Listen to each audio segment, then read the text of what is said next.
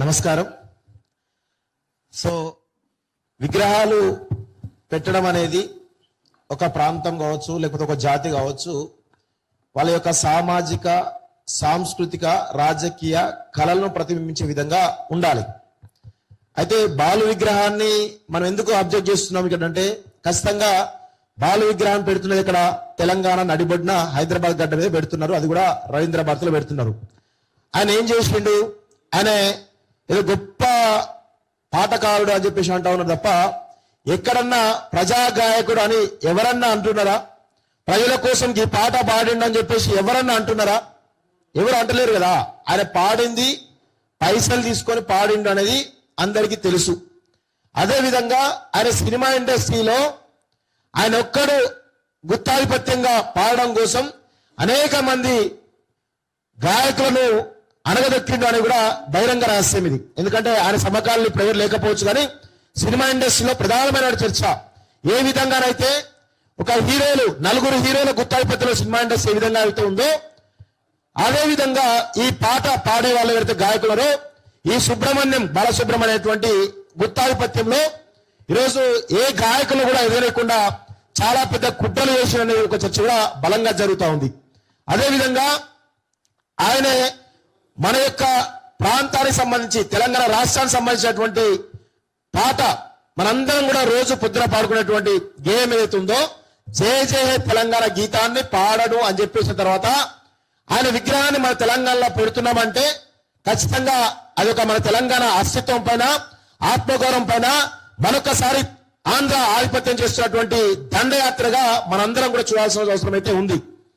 నేను ఒకటే చెప్తున్నాను, మొన్న ఎన్టీఆర్ విగ్రహం అన్నారు, నిన్న రోషే విగ్రహం అన్నారు, ఈరోజు బాలసుబ్రహ్మణ్యం విగ్రహం అన్నారు. ఇంతకుముందు రావు గారు చెప్పినట్టు రామోజీరావు విగ్రహం వస్తుంది రవీంద్ర భారతిలో.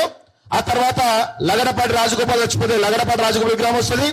కావూరి సాంబశివరావు వచ్చిపోతే కావూరి సాంబశివరావు కూడా విగ్రహం వస్తుంది.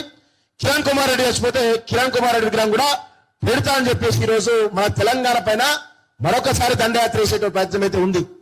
సో మన తెలంగాణ ఉద్యమంలో మనమందరం కూడా ఢిల్లీ నుంచి గల్లీ దాకా చాలా పెద్ద ఎత్తున ఫెరోషియస్ గా ఉద్యమం చేసినాం. సాగర్ హారం కావచ్చు, మిలియన్ మార్చ్ కావచ్చు, లేకపోతే సహాయ నిరాకరణ కావచ్చు, అనేక రకాల ఉద్యమాలు మనం చేసినాం కదా.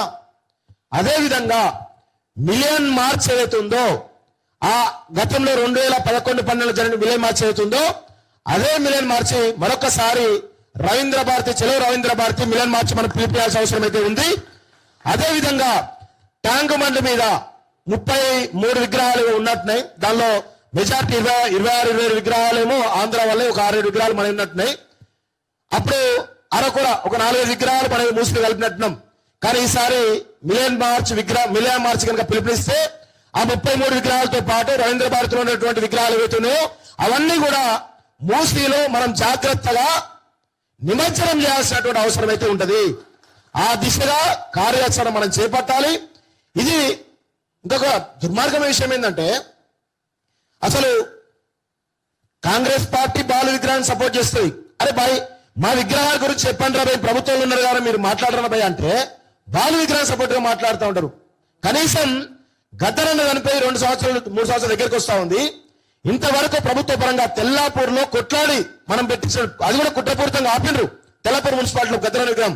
ఇంతవరకు దానికి సంబంధించిన ఒక విగ్రహం కూడా పెట్టలేదు. గూడ అంజన్న చనిపోయి చాలా సంవత్సరాలు అవుతుంది, ఒక విగ్రహం పెట్టలేదు. అదేవిధంగా అందశ్రీ చనిపోయి దాదాపు 2-3 నెలలు అవుతా ఉంది, ఇంతవరకు దానికి సంబంధించిన విగ్రహం కార్యాచరణ కూడా కనీసం చెప్పలేదు. గద్దర్ సంబంధించిన విషయంలో అనేక హామీలు ఇచ్చారు, ఒక్క హామీ కూడా నెరవేర్చిన సందర్భం కనబడతా ఉంది. మరి ఈ విధంగా తెలంగాణ ఆత్మగౌరవ ప్రతీకలైనటువంటి ఇంతమంది, అంతేందుకు ఇక్కడ అన్ని పేర్లున్నాయి కదా, చాలా మంది ఉన్నారు కదా, వీళ్ళందరూ ఎప్పటి నుంచో 1969 అంతకు ముందు నుంచి ఉన్నటువంటి మహానుభావులు ఉన్నారు కదా.